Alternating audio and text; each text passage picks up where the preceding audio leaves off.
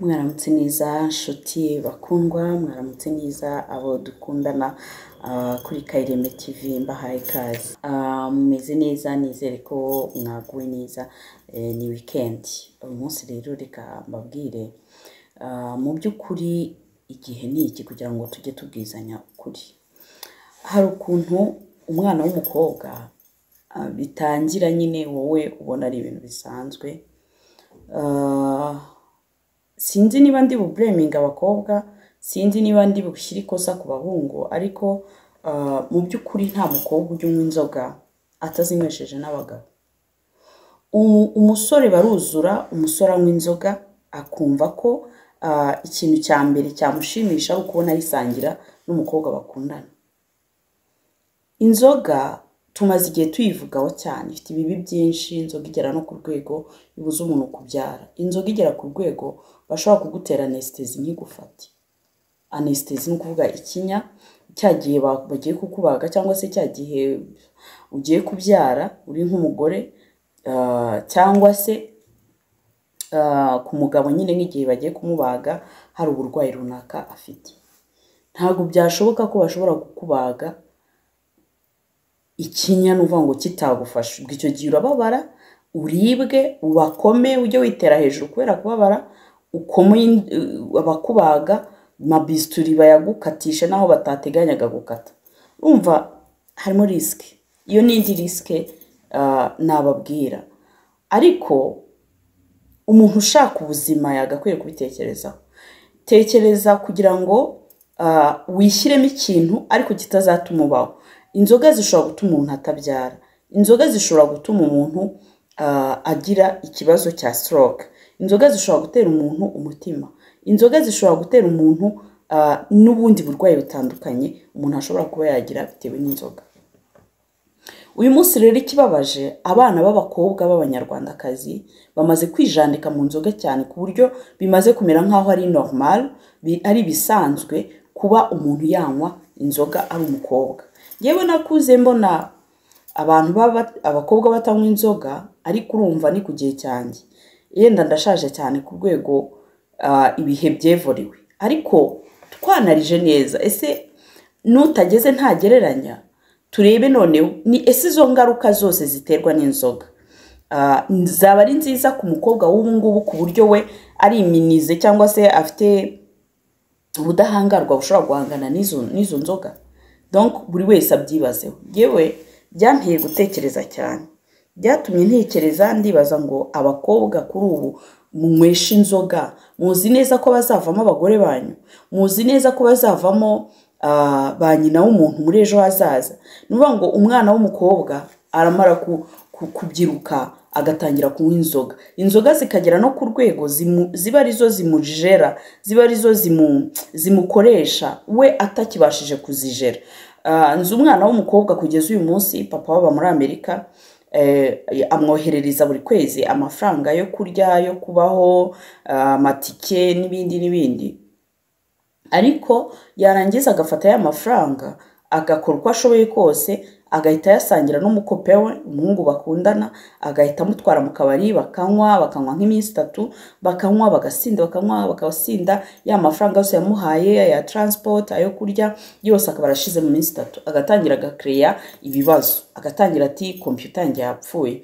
Ubwo uti noneho yizane tujye kuyikoresha. Akakubwira ati okay, ati urumva ati n'umugozi wayo wapfuye. Ukavuga uti okay, yizane ndebe umugozi njye kugura undi.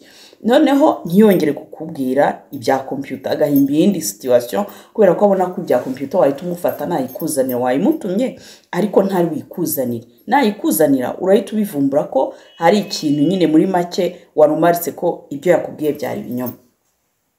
Then hagakurikiraho iki? Hagakurikiraho ko mu by'ukuri umukobwa agatangira guhimba iyindi situation. Narwaye impyiko urumva ni ikintu gikomeye cyane. Okay, noneho ngwino tujye kwa muganga. Ubwo ntazi. Nuvuga ngo iyo situation igahora gutyo, ukwezi kumwe kugashira ukundi kugataha, kageza bakakubwiza ukuri nta byo kurya mfite, aho nabaga narimutse unimukiye ahandi, amafaranga mwampaye nahise nyishyura inzu, nuko agahora yimuka buri kwezi. So kwimuka ntiyimuka ahubwo ya mafaranga aba yayakoresheje mu nzoga akayamara kujya kwiga bikamunanira mu kwezi akiga iminsi 3 nk'ubu minerivare irishyuye igihembwe cyose reba igihembwe kigezemo hagati ntajya ajya kwiga yize nka 4 gusa. Inzoga uzimunywesha ni umukope we, wenda ejo n'ejo bundi bashobora no kubana akaba ari we mugore we kandi yaramubujije kwiga yaramutesheje ishuri. Mwaba tipe mwe mbabazi finally bizagenda gute? Niba utanarebye kure ujye umenya ko akebuka jya wamugarura. Whoever ufrekanta uwo ari we wese utereta ejo n'ejo bundi niwe uzakuviramo umugore uzazana azaba ari portrait figure, azaba ari isura, azaba ari ateye afite imico ya wa mugore wangirije ubuzima kubera ko ni kwisi yubatse. Isi nuko yubatse. Iyo ugiye ushaka nawe uwo bangije uwo bagiriye nabi nkuko nawe wagiriye abandi nabi. Nuko nkuko bigenda iyo bitaje ku mugore wawe biza ku bana bawe. You should stop. Mwagakwiriye guhagarika gukomeza kwangiza abo bana b'abakobwa. Mwagakwiriye kureka kubatoza inzoga. Mwana w'umukobwa yamaze kumenyera inzoga urifuza ko ejo n'ejo bundi azamenya gusevinga kugira ngo mwubake urugo. Uramwifuzaho ko ejo n'ejo bundi azaza mu kubaka urugo gute kandi agomba no kunywa. Amafaranga tunywera ntabwo ari make. Nta bottle n'imwe yiyubashye iri munsi y'igihumbi. Niba bottle imwe ishobora kugura 1000 cyangwa icupa rimwe rishobora kugura 1000, ngaho tekereza umuntu unywera 5 buri munsi anyweye 5 cyangwa samwa 3 buri munsi. 3 how many people muri iki gihugu binjiza 3,000 buri munsi? Harimo n'abatabyinjiza. Ariko noneho mwebwe muhisemo ko amafaranga yose umukobwa azajya abona agomba kujya everyday akuramo 5 byo kujya kunywa inzoga, kuko inzoga muri zo zifite akantu kaba no mu rumogi, na akantu kaba mu biyobyabwenge byinshi no mu masukari. Na akantu gatuma wumva uhora agatima karihareha ushaka gufata icyo kintu ku buryo buri gihe wumva wagifata, ku buryo buri gihe wumva wagikoresha. Ako kantu kaba muri mu nzoga zose urebye, kaba mu nzoga nyinshi, kaba nako mu nzoga zose, kaba mu bintu birimo isukari, noneho no mu rumogi mu biyobyabwenge kabamo. Na akantu nyine kari naturere kishyiramo kugutuma wumva uhora ushaka agatima karihareha gashaka icyo kintu. Bivuze ngo ntabwo uzamukura ku nzoga mwamaze kubana. Noneho tekereza umunsi muzagirana ikibazo, we noneho agatekereza akavuga ati mu rwego rwo gukemura iki kibazo ndumva umutwe ugiye gusandara, ndumva umutwe ugiye guturika. Kuko kenshi abagore n'abakobwa iyo ibibazo bivutse mu rugo biramubabaza cyane, biramutusha, bimutera agahinda. Abagore bagira agahinda kuko ibyabo byose ni amarangamutima. Muratonganye cyangwa se mugiranye ikibazo cyangwa se uramukubise, kuko sometimes hari abantu bagira n'umujinya bagatwarwa n'amarangamutima bagakarwana. Uramukubise cyangwa se muratonganye, uramututse cyangwa se uramupfobeje. Ibyo ni character zimwe na zimwe z'abagabo bamwe na bamwe usanga nyine ibyo bintu babigira. Noneho umaze kubimukorera gutyo we yumva ni hohoterwa, yumva arababaye. Amaze kubabara aravuga ati okay, numva ngiye gusandara umutima, reka njye kunywa inzoga. Akiyahuza inzoga mu rwego rwo kugira ngo yibagize ibibazo yahuye nabyo. Icyo gihe abana bawe bazabe bameze bati, bazasigara bameze batazirwa bameze bati. Ese ibyo mujya mubitekereza? Mujya mutekereza ko umukobwa ejo azavamo nyina w'umuntu? Rimwe na rimwe biragoye kubyumvisha abantu, ariko hari n'abagabo kibabaje, hari n'abagabo anywesha umugore we inzoga, atangira gutoza umugore we kunywa inzoga no kuzikunda. Ntanamubwira ati Cherie basi somaho gusa, ahubwo akamunywesha bagasangira, bakajyana mu kabari ngo nibyo byiza, ngo nibyo bituma tereta abandi bagore, ngo nibyo byiza, ngo kumubona yicaye iruhande rwe like that. Nibyo koko nibyo byiza, ariko jya wibuka neza ko ubwo bwiza butaramba, kuko namara kumenyera inzoga mwese muzajya mujyana mu kabari. Uzajya utaha wasinze, wanyweye, we tanyweye, bibi kibazo. Uzajya ukora uko ushoboye muri ya mafaranga wanyweraga. Niba yari 10,000 ubwo nuvuga ngo uzakuba kabiri mwese munywere 20 hanyuma mutahe. Noneho gutsinda amafaranga mu kabari niyo nyatsi ya mbere ba. Ni nyatsi. Ngewe njya mbwira abantu banywa inzoga nkababwira nti amafaranga munywera wayampa nkagira ahantu nyabika nkakora case. Hanyuma noneho nyuma y'imyaka 3 ukambwira ngo ningura imodoka, nahita nguramo imodoka nshyashya nuvo model nziza cyane. Kubera iki? Kubera ko mu by'ukuri uko kuntu munywa, muranywa, you drink, nagitangira amafaranga niko agenda. Hari n'umuntu ujya mu kabari agasengera 100 agataha 100 abisize mu kabari. Hari n'ugenda yaragiye azi ko ari bunywere 5 afashe umushahara we amaze kuwuhembwa akabatereka nyura mu kabari narakoze nigurira agacupa, hanyuma yagera mu kabari 5 ari byo yagiye ateganya ko ari bunywere. Ubwo ni inzoga 5 wenda cyangwa 3 sinzi uko mayoga ayagura, ariko ubwo mbariye kuri boto y'igihumbi n'eshanu. Noneho akavuga ati ndanywe 5 nta 5, yagera mu kabara akavuga ati ndanywa kamwe mpuriya kandi nanjye ndanywa kakabiri nawe anywa kakabiri, hanyuma noneho bikaza kurangira banywereye 100,000. Bya 100,000 abikuye mu mushahara we yahembwe, hari harimo yo kwishyura inzu, harimo minerivare z'abana, hari harimo ibyo byose byari birimo. It's a lot of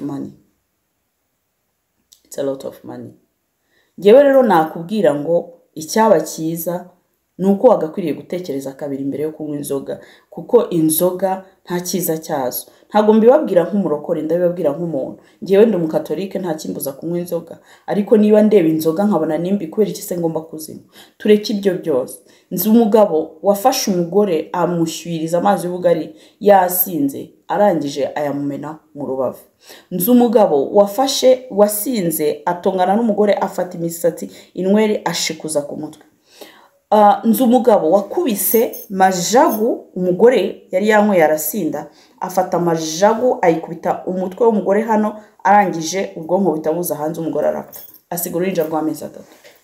Mu by'ukuri izi nzoga munywa muzi byazo? Uretse n'icyo reka twanarize turebe. Ejo bundi ribu yatubwiye ku kuntu yatweretse ukuntu mu by'ukuri inzoga barimo kubagurisha. Mwe mwibwira ko zavuye mu nganda, ariko nyinshi z'ibipirate bazipirase. Hari abantu bazipirata bakajya bazikora, kandi si umwe si babiri, buri uwo bafashe n'umwe, ariko abandi baracyahari babikora. Noneho barazikoze barazipirase, bamaze kuzikora barazizanye barazicuruje mu tubari, mu mabutike, mbese nkaho ari zo pire ko baba bapirase n'amacupa. Barangiza n'ibirango byose babishyizeho. Barangiza muri izo nzoga haba harimo ethanol. Ethanol ni uburozi. Hakabamo na methanol. Ethanol ubwayo ni alcohol, iyi ngiyi nk'iyo bakoresha kwa muganga, cyangwa se alcohol yo gukoresha mbese isanzwe.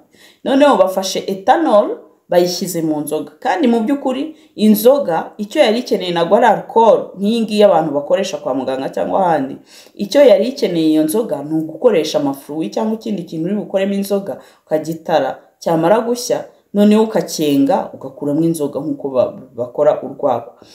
Aho ngaho ukaba ubizi ko ukoze inzoga.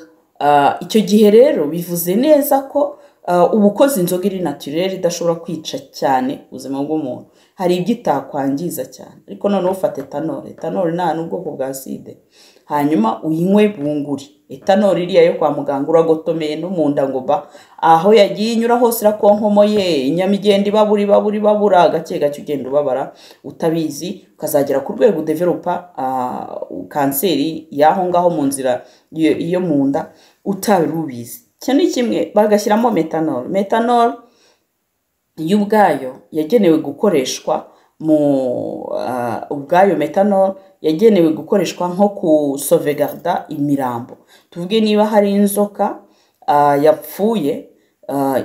yapfuye noneho bashaka kuyikoresha muri laboratoire, icyo gihe bakoresha iki? Bakoresha methanol. Barafata ya nzoka ikiri nzima bayinike muri methanol, hanyuma itipfa, nimara gupfa ya nzoka baraza kuyishyira muri laboratoire ikiri nzima, iri full body, ifite umubiri wayo nk'uko yari imeze. Iyo ni methanol.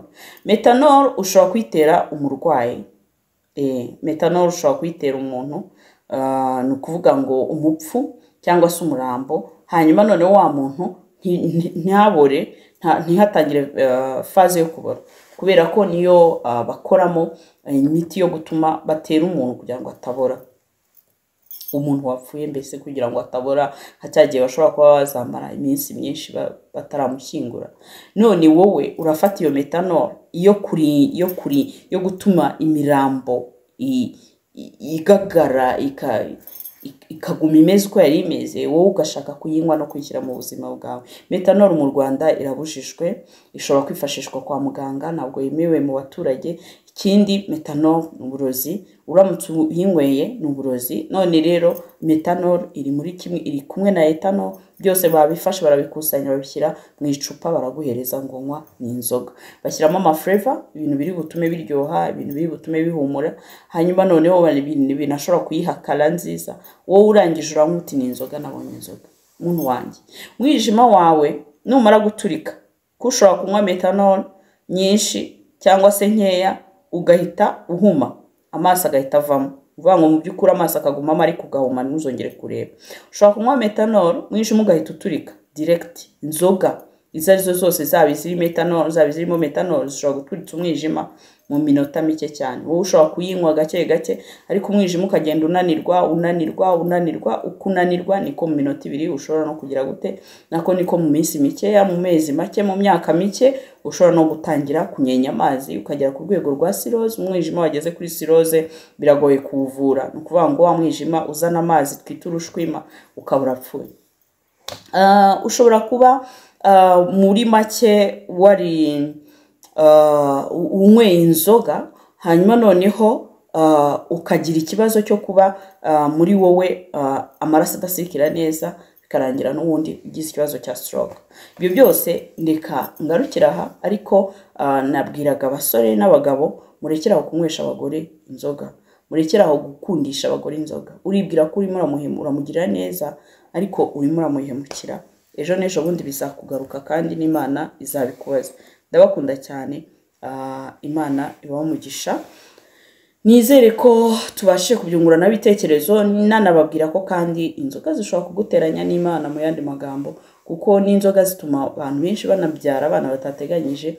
Kenshi iyo umuntu amaze kunywa inzoga agasinda n'imibonano mpuzabitsina yumva yayikora, icyo gihe bishoboka ko umugore wawe yaba ari ku bihe bye byo gusama, kandi nta gahunda mwari mufite yo gukora imibonano mpuzabitsina, ukaba umuteye inda utarubizi. Inzoga rero muzitondere, kuko zishobora gutuma mujya no mu bukene bw'indengakamere. Reka ngarukira aha, Imana ibarinde kandi ibahe umugisha.